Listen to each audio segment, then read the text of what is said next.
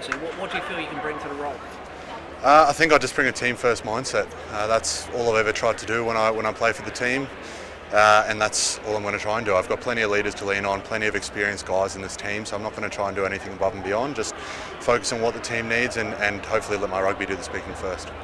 Surprise, Yes, sorry. Can we just push the journos a bit further that way so that he's not so side on, please? Thank you. Did you get a heads up from Joe, a little private coffee date, or was it a bit of a surprise when it happened? No, it was a full surprise. I was pretty nervous Tuesday morning, trying to hopefully be in the 23, and it was very privileged to be able to start, and then just saw the little captain's armband underneath that, and it was a big surprise. Joe didn't give me any little heads up or anything like that, and I think that's the way he likes to play a bit. Keeps cards close to his chest, but it was a massive honour, a really special moment, not only to be back in Wallaby Gold, but to be able to lead the boys is, it's just been an awesome week.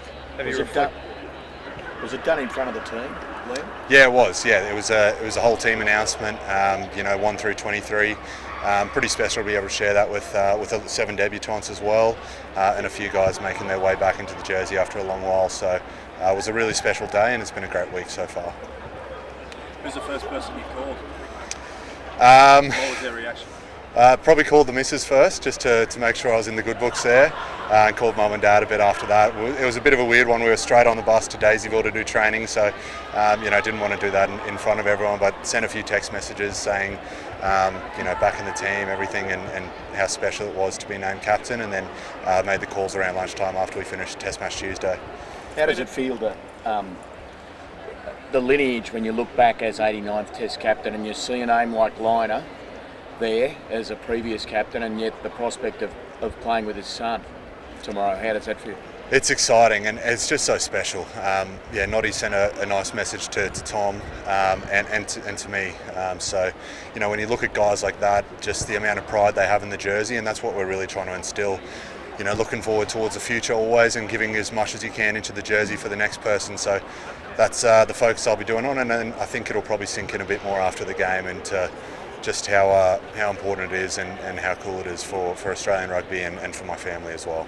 Do you get a sense that the captaincy is something long-term for you, or is it just for this test, or did Joe sort of explain what he's thinking long-term? Look, I don't think there's a huge long-term view at the moment. I think it's probably just focusing on this series at the moment. I'm going to do the best I can and in this jersey for as long as I get to. I don't think there's any huge decisions made on going past this too much at this point, but look, I'm going to try and represent the jersey as best I can, represent the role as best I can, and then leave it in Joe's hands after that. Take us into your journey the last few years. It's been a little bit different to years gone by. Like, how has that been to the point where you're going to be Wallaby skipper tomorrow? Yeah, it's been an unusual journey. I got a taste of Wallaby Gold quite early in my career, and it was so special. But I think being away from the jersey with injuries for the last 3 or 4 years, I think my last Test match was just under 4 years ago. My last time in the squad was 3 and a bit years ago. So having to watch from afar, and especially when my body wasn't able to do the job, it was tough. But I think that's built me more into the man I am today. I feel a lot more ready now in the squad than I probably did 4 years ago, and I think I can add a lot more to the team. And that's all I'm going to do. I think I am proud of the resilience I've shown and fighting my way back here. And I think there was always a belief in the back of my mind that if I could get my body right, play a full season, play consistently, I think that's what I pride my game on, then I could find my way back into the squad. And this is an absolute blessing and a bonus. Talk us through that adversity of the last few years lately. Look, it's been tough because a lot of the injuries I don't look at as not being prepared and not being ready. Doing a shoulder, scoring a try, coming down from a line out a bit funny and your ankle popping, sort of things like that. It was a lot of stuff out of my control, which took a lot of inward looking, I think, and soul searching to be able to put that past, let go of the anger and the bitterness, and just move on to the next job. And one thing I think I really did learn, which I think's helped my leadership probably, is all right, I'm not able to play, but what can I do to support the boys and support the team? And I feel like I've been able to bring that back now that I'm on the field, and just have that as my sole mindset. And I feel recovery-wise, process-wise, all that sort of stuff, mentally, physically, I feel in a better place, and I'm going to try and bring my all. Can you just talk a little bit about what you're expecting from Wales tomorrow and what the team needs to do to counter their game?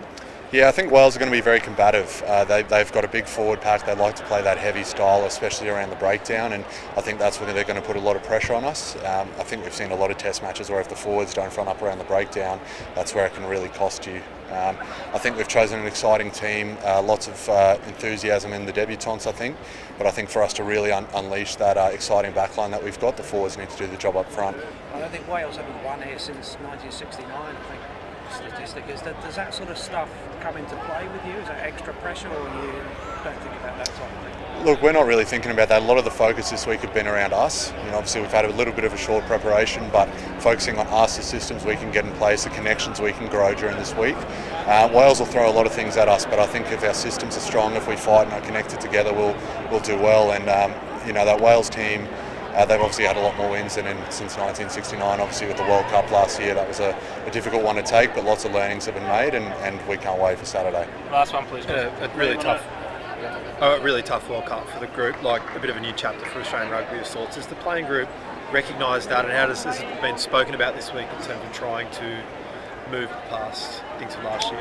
Yeah, that's one of the things I've been really impressed with is obviously there's been lots of talk about the World Cup and things like that, but it hasn't just been swept under the carpet. It's been a lot of learnings. We've showed a lot of clips from that game on areas that we could have capitalised on but didn't, areas that they capitalised on that we need to be wary of. But the boys have really taken it upon themselves not to just hide away from it and shy from the fact, but to actually learn from it, grow themselves, and not only as players but as people, because it was a challenging time. And I think from all the guys I've spoken to so far that they've really learned from that experience and are going to use it to grow themselves in the Wallaby jersey.